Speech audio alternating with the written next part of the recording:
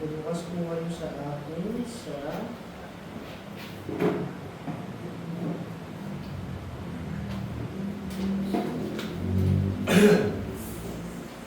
Second Corinthians chapter 12 verse 9. Makibasa na lang ako sa unang makakahanap. May lamang po itong devotion natin sa gabi. Second Corinthians 12:9. And he said unto me, My grace is sufficient for thee, for my strength is made perfect in weakness.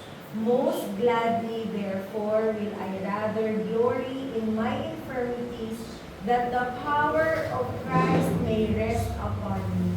Sige po, yung makakabasa po ng Tagalog. May Tagalog po. Ganun po. Kahit anong Tagalog po. Sabi po sa Tagalog, at siya'y nagsabi sa akin, ang aking biyaya ay sapat na sa iyo, sapagkat ang aking kapangyarihan ay nagiging sakdal sa kahinaan. Kaya't bagkus akong magpupuri na may malaking galak sa aking kahinaan upang manahan nawa sa akin ang kapangyarihan ni Kristo. Amen. Siguro bago tayo magsimula, manalangin po tayo. Panginoon, salamat po sa pagbasa ng iyong salita, sa mga pag-aaral namin, at sa panalangin namin, Panginoon, sa gabi ito, ay samahan mo kami, bigyan ng saya ang aming mga puso, Panginoon, para mapagod ang aming mga katawan. Salamat po sa mga biyayay mo. In Jesus' name we pray. Amen. Amen po. So, isa ito sa mga ilang verses sa Biblia na kung saan talagang bumuhat sa napakaraming mga Kristiyano at mga mananampalatayang pagod. Mga Kristiyanong sugatan, mga Kristiyanong nahihirapan, at napapagod sa mga pinagdadaanan nila sa buhay. At napakaganda ng encouragement sa atin ng Panginoon. My grace is sufficient for thee. Sapat ang aking biyaya para sa iyo. At habang inaaral ko to, yung pinakamagandang bagay na nagustuhan ko dito, hindi lang dahil nakakapagbigay ng comfort o ano bang Tagalog ng comfort na gaan ng ating kalooban, itong verse na ito. Actually, hindi lang ito para i-encourage tayo o pag-aangin yung ating kalooban. Pero itong mga salitang ito ay pangako ng ating Panginoon. Hindi ito isang wish, hindi ito isang hiling, pero deklarasyon ito ng ating Panginoon na sapat ang kanyang biyaya sa kahit anumang bagay na pinagdadaanan ng isang mananampalataya. At unawa ba natin, nang sinabi niya dito na sapat ang aking biyaya, na binubuksan niya yung resources niya, yung lahat ng meron siya, yung walang katapusan at walang hanggang biyaya ng ating Panginoon sa pangangailangan ng kanyang mga anak. Ang context nito, 3 ulit nang humiling siya si Apostol Pablo na tanggalin ang tinik sa kanyang laman. Ngayon, hindi sinabi dun sa verse natin kung anong klaseng tinik ba yung meron dito kay Paul. Maaari na kung saan may sakit siya, maaari na kung saan nalulungkot siya dahil nakakulong siya, maaari na kung saan nahihirapan siya o pinipersecute siya ng kung sino mang tao, pamilya niya man, maaari nag-iisa siya, nadidepress siya dahil mag-isa siya doon sa kulungan. Ngayon, hindi natin alam kung ano yung pinagdadaanan ni Paul. Ang sabi lang doon, may pinagdadaanan niya para siyang merong tinik sa kanyang laman. At kung bakit hindi ito sinabi sa Biblia, kung isip natin, pwede naman natin malaman para mas makarelate tayo. Kulang ba siya sa laya, sa pera, sa rangya, sa comfort? Meron ba siyang nararamdaman sa kanyang katawan? Nanghihina ba siya spiritually? Kung iniisip natin na kung saan, sana sinabi ng Biblia para mas makarelate tayo, that would be unwise. Mas makaka-relate tayo dahil hindi natin alam kung ano yung pinagdadaanan ni Paul. Ibig sabihin nun, hindi na mahalaga kung ano man yung pinagdadaanan ng bawat isa. Ang sinasabi dito ng Panginoon, kung ano man yung pinagdadaanan mo, kalungkutan, kakulangan, sakit, o problema, you can take comfort sa parehong sagot ng Panginoon kay Apostol Pablo. Ang gusto ni Paul dito, deliverance. Ang gusto ni Paul, kasagutan doon sa kanyang nararamdaman. Hindi natin alam kung ano yung problema ni Paul, ano yung nararamdaman niya. Ang gusto niya at ang panalangin niya, Panginoon, alisin mo ito sa akin. Pero hindi yun inalis ng ating Panginoon. Imbes gumawa siya ng isang mas magandang bagay, imbes alisin niya yung problema ni Paul, ibinigay niya yung kanyang biyaya upang matagalan ni Paul yung mga problema na kanyang pinagdaranasan. Katulad ni Paul, maraming Kristiyano ang kung saan ang panalangin sa ating Panginoon ay tanggalin yung ating mga nararanasan. Tanggalin yung ating mga problema, tapusin na yung ating nararamdaman. Pero binibigyan tayo ngayon ng Panginoon ng isang mas magandang bagay na kung hindi niya man tatanggalin, bibigyan niya tayo ng lakas upang buhatin yung mga bagay na ating nararamdaman. Paul was begging for removal. Nagmamakaawa siya na tanggalin ang ating Panginoon. But this beggar becomes a worshiper in submission. Na sa pagpo-provide ng Panginoon ng biyaya upang matagalan niya yung kanyang nararanasan, ang ending ng verse, ang sabi niya, masaya ako at mag-glory ako, magdidiwang ako sa lahat ng aking nararamdaman dahil sa iyo, o aking Panginoon. Now, titignan natin, ilang punto lamang to sa gabi nito. Yung unang punto natin, yung source ng sufficiency sa buhay ng bawat isang Kristiyano, yung pinagkukuhanan natin ng kasapatan sa ating buhay, walang iba kung hindi ang biyaya ng ating Panginoon. Yung grasya ng ating Panginoon. Mapapansin nyo, hirap na hirap dito si Paul. Kung nasa modern day Christianity si Paul, ang sasabihin sa kanya ng mga modern day churches, kaya mo yan. Tulungan mo lang ang iyong sarili. Bibigyan ka ng lakas ng tao, tapang ng tao, ituturo ka niya na kaya mo yan, maniwala ka sa sarili mo, pero hindi.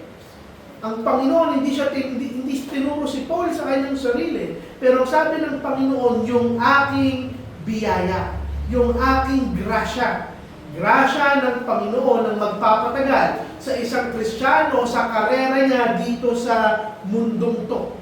At itong biyaya ng Panginoon, itong grasya ng Panginoon, it is divine. And when I say divine, hindi ito nanggagaling sa tao, nanggagaling to sa ating Panginoon. Yung lakas na magpatuloy sa labang espiritual, wala yang ibang pinanggagalingan kung hindi ang ating Panginoon. At ang napakaganda rito, hindi ito nauubos, hindi ito natutuyo. Laging bago ang biyaya ng Panginoon sa araw-araw. At kung titingnan nyo, itong biyaya to, this is very personal. At ano yung ibig kong sabihin? Hindi niya sinabi doon, the grace. Hindi niya sinabing some grace. Ang sabi niya, my grace. Yung aking biyaya. At unawa ba natin na yung grasya at biyaya ng Panginoon sa Kanya yun? Ibinibigay lang o ipinapasa lang ng Panginoon sa atin yung biyaya na siya mismo ang nagmamay-ari. Ibig sabihin, madalas hindi tinatanggal ng Panginoon ang pinagdadaanan ng isang Kristiyano. Unang-una, dahil dito tayo lalago. Dito tayo nire-refine ng ating Panginoon, pero ibinibigay niya yung lakas, yung endurance, yung resources niya sa kanyang mga anak. At nung sinabi niya dito, my grace, akin, ibig sabihin, Panginoon mismo yung nag-aabot sa atin ng biyaya. Na kung naghihirapan tayo, nagsasuffer tayo, hindi siya yung isang Diyos na nasa malayo at titignan ka lang niya, at hahayaan ka niya na kung saan mga problema at lakpasan yung mga bagay na pinagdadaanan mo. Pero sinabi niya ditong may, ibig sabihin siya mismo lumalapit at ibinibigay niya yung sarili niya sa iyo. Pero itong biyayang ito, para lamang to sa mga nanghihina. Anong ibig mong sabihin? Yung biyaya ng Panginoon ay hindi para sa mga malalakas. Pag sinabi kong malalakas, yung mga mayayabang.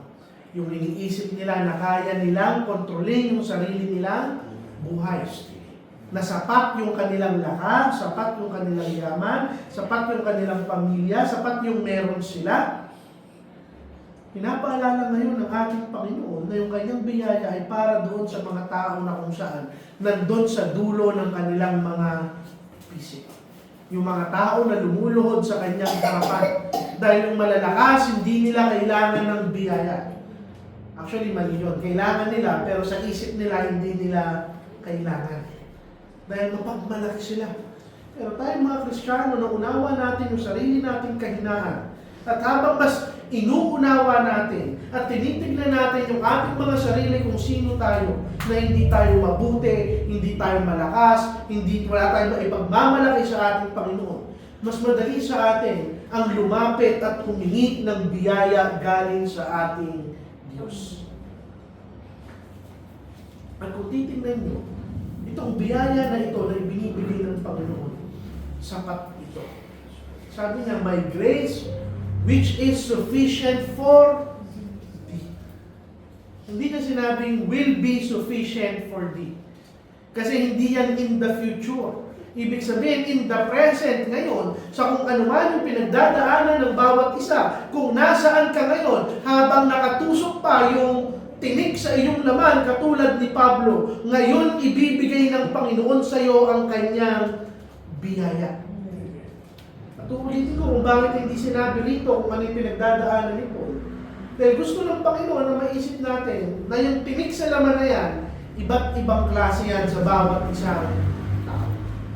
Sakit, kakulangan, temptasyon, kalungkutan, o discouragement sa ministry, kahit ano pa yung pinagdadaanan natin, kino-cover yan lahat ng pangako ng ating Panginoon. At iisa yung kanyang pangako sa bawat isa, sapat ang aking biyaya. At ang talino ng Panginoon, dahil sa totoo lang, iba-iba talaga tayo na pinagdadaanan. Iba-iba tayo ng problema, iba-iba tayo ng kahinaan, pero ang punto dito, walang affliction, walang problema, walang kakulangan ng kung saan hindi kayang solusyonan ng biyaya ng ating Panginoon. Walang bigat na hindi natin kayang ipakarga sa ating Panginoon. At ang sabi dito, it is present tense. Ibig sabihin, yung kasapatan ng kanyang biyaya, araw-araw sinusupply ng ating Panginoon sa atin. Alam niyo tayong mga tao, at kahit ako, pastor na ako, there are times na kung saan ang gusto natin laging advance sa lahat ng bagay. Na sigurado tayo sa kinabukasan. Pero ngayon, paalala ng Panginoon na yung kanyang biyaya, sapat sa pangangailangan mo sa araw na ito. Yung biyaya niya, yung grasya niya, araw-araw niya ang ibinibigay. Sa kung paano niya binuhay yung mga Israelita ng 40 taon sa wilderness. Yung mga Israelita, paano sila kumakain? Umuulan ng mana. Yung mana para po yung, actually hindi yan tinapay. Hindi quail, yung mana. Iba pa yung quail sa mana. Actually, para sa katina na kayang gawing tinapay, kayang gawing kain, kayang gawing kahit ano ng mga Israelita. Pero ang utos sa kanila hindi ka pwedeng kumuha ng sobrang dami hanggang kinabukasan. Bakit? Ang sabi ng Panginoon, dahil bukas magpapadala ulit ako. Ibig sabihin, yung grasya ng Panginoon, yung biyaya ng Panginoon, araw-araw niyang ipinapadala sa atin. At sa araw-araw, pwede ka umutang sa grasya ng ating Panginoon. Yung utang na pwede kang ilubog ng Panginoon, walang iba kung hindi sa grasya. At hindi lamang ito para sa mga apostol. sa mga disipulo ng Panginoon noon, sa mga martir, sa mga pastor, sa mga pare, hindi. Ang sabi doon, it is sufficient for thee. Sa mas mababaw, for you, sa'yo. Ikaw naman nanampalataya. Hindi mo kailangan maging magiting, hindi mo kailangan maging kasama dun sa giants of faith, hindi mo kailangan maging pastor o pari. Ikaw naman nanampalataya na nangangatog, nanghihina at natatakot sa araw-araw para sa'yo yung pangako ng ating Panginoon. At bakit ay binibigay ng biyaya? Dahil dito niya pino-perfect yung kanyang kalakasan. Dahil ang sabi niya doon, yung aking kalakasan, it is made perfect sa iyong kahinaan. Ibig sabihin, mas naa-uplift, mas nakikita yung kapangyarihan ng Panginoon sa buhay ng mga mananampalataya na inaamin sa kanyang harapan ang kanilang kahinaan. Maraming tao kung saan sasabihin sa'yo, lalo na sa mundo natin, hindrance ang kahinaan. Pangit na quality ang kahinaan. Pero radikal ang ating Panginoon. Madalas sa madalas baliktad yung logic ng ating Panginoon sa logic ng tao. Sinasabi dito ng Panginoon, hindi niya aantayin yung kalakasan niya. Hindi niya aantayin na maging malakas ka at papantayan niya yung kalakasan mo, hindi. Habang nandun ka sa punto na nanghihina ka, mas ipaparamdam ng Panginoon sa iyo ang kanyang kapangyarihan. So in short, itong kahinaan natin, hindi ito hindrance o makakahadlang sa paglapit natin sa ating Panginoon. Actually, ito yung unang step ng ating paglapit. Dahil kung aaminin natin sa ating mga sarili, madalas hindi tayo lumalapit sa ating Panginoon kapag malakas tayo. Kapag kumpleto tayo. Pero ngayon sinasabi ng Panginoon, hindi siya limitado. Kung ikaw limitado siya, hindi. Habang nararamdaman mo yung limit mo, mas lumapit ka sa ating Panginoon. Dahil yung kahinaan natin, ito yung mag-e-expose ng pangangailangan natin kay Kristo. Aminin man natin sa English, sa iba't ibang paraan, tinitignan natin yung ating mga sarili na malakas.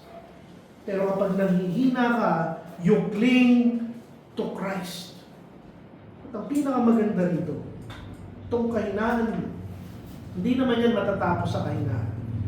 It leads to worship. Dahil ang sabi ni Paul, most gladly therefore will I rather glory in my infirmities. Matutuwa ako, magsasaya ako, magdidiwang ako. At ngayon magbibigay akong puri sa Panginoon sa lahat ng aking kakulangan. Nakikita nyo ngayon yung journey ni Paul. Magmula dun sa isang tao na ang panalangin, Panginoon, tanggalin mo yung tinik sa aking laman, na bago. Nung ibinigay sa kanya ng Panginoon yung biyaya, yung mindset ngayon ni Paul, Panginoon, hindi niya na iniisa, Panginoon, na tanggalin yung kanyang kahinaan, yung kanyang kakulangan, yung kanyang problema. Ano sabi niya? Panginoon, dito ako sa iyo magbibigay papuri sa lugar at sa panahon na kung saan ako nanghihina. Huwag mo yan tanggalin, Panginoon. Dahil dyan sa kahinaan ko, nakita ko ang iyong kagandahan. At ngayon, magbibigay ako ng puri sa iyo.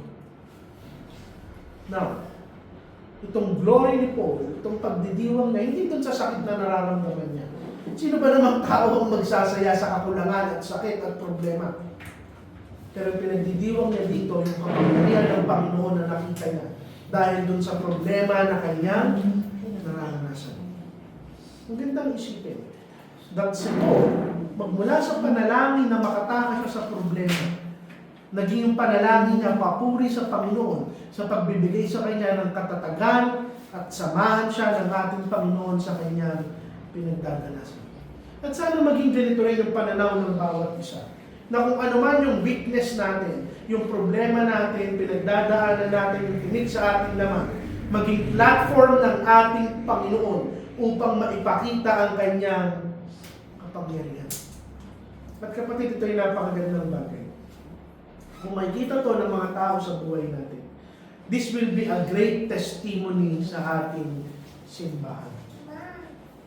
Dahil yung response dito ni Paul, tinuturuan yung bawat isang mananampalataya, libu-libong taon na yung nakalipas, na hanggat nandyan yung tinik sa iyong laman, Nandiyan din sa tabi mo ang ating Panginoon.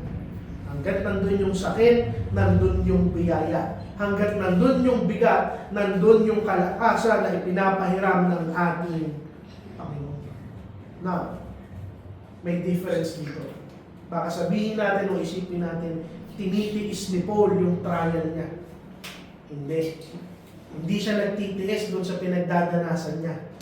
Niyayakap niya yung kanyang pinagdaranasan, masakit man o hindi, dahil alam niyang kasama niya ang ating Panginoon. And this is true worship. Ito yung totoong worship.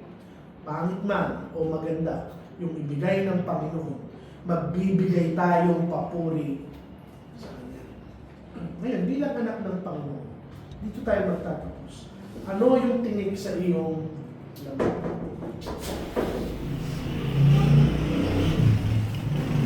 Ano yung tinig sa iyong laman? Ano yung binubuhat mo? Na kung saan, matagal mo nang sinasabi sa Panginoon, Panginoon, tanggalin mo na to. Ano yung kahinaan mo? Ano yung problema mo? Ano yung mga bagay na sa tingin mo makes you feel unfit, unworthy, o hindi karapat-dapat sa harap ng ating Panginoon? Dahil kung ano man yan, hindi pinangako ng Panginoon na tatanggalin na yan. Ang pangako niya, ibibigay niya yung presensya niya sa iyo, yung biyaya niya sa iyo. Hindi niya sinisigurado na makakalusot tayo sa lahat ng pinagdadanasan natin. Pero ginagarantiya niya na ipapahiram niya sa iyo ang kanyang kalakasan. Kaya kung ano man yung nararamdaman na nararanasan ng bawat isa, huwag niyong isipin na basta sumpa lang yan natin ang Panginoon. Hindi. Sometimes, channel yan ng Panginoon para ipakita sa atin na nandito pa rin siya at hindi niya nililimot ang bawat isang anak niya. At dito lamang po natin tatapusin ang ating devotion. Kung meron po kayong insight or prayer request,